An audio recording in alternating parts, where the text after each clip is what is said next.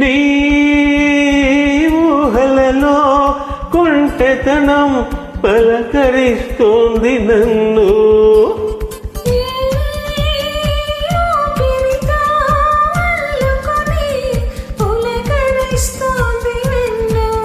అలవాటుదైన ఎద చీకటైన సరికొత్త వేకువై రావా.